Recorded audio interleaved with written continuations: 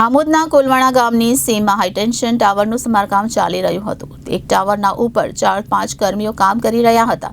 તે દરમિયાન ટાવર એંગલમાંથી તૂટતા દબાઈ જવાના કારણે એક કર્મીનું મોત નીપજવા પામ્યું હતું, જ્યારે 2 કર્મીઓ ઇજાગ્રસ્ત બનતા તેઓને સારવાર અર્થે ખાનગી હોસ્પિટલમાં ખસેડવામાં આવ્યા છે। કોલવાણા ગામના યુવાનો ઇજાગ્રસ્તોને કાદવ કીચડમાંથી મહામુસીબતે બહાર કાઢી માનવતાનું કાર્ય કર્યું હતું। આમોદના કોલવાણા ગામની સીમમાંથી જેટકો કંપનીની 220 કેવી ગવાસદ-સુવા ગામની હાઈવે વેજ લાઇન પસાર થાય છે, તો ટાવર ઉપરથી કંડક્ટર નીચે આવી જતા તેનું સમારકામ છેલ્લા 3-4 દિવસથી જેટકો કંપની દ્વારા ચાલી રહ્યું હતું।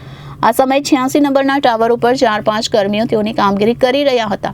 ત્યાં એકાએક ટાવર એંગલમાંથી તૂટી પડતા કામ કરી રહેલા મહેશભાઈ અભયસંગ ગોહિલ, ઉંમર વર્ષ 54, જે રહે જૂના તાવરા, જિલ્લો ભરૂચને દબાઈ જવા સાથે તેમને ગંભીર ઇજાઓ થવા પામી હતી। ગંભીર ઇજા થતાં ટાવર ઉપર જ તેમણે બૂમાબૂમ કરી નાખી હતી। તેમને રેસ્ક્યુ કરી નીચે ઉતારવામાં આવ્યા હતા।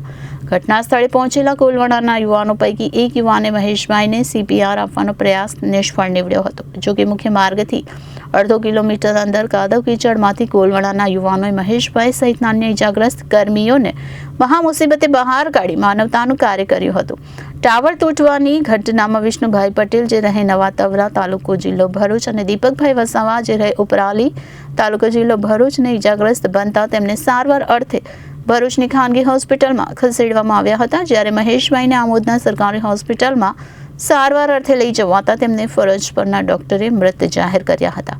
આ અંગે આમોદ પોલીસ મથકે ફરિયાદ નોંધાતા પોલીસે વધુ કાર્યવાહી હાથ ધરી છે।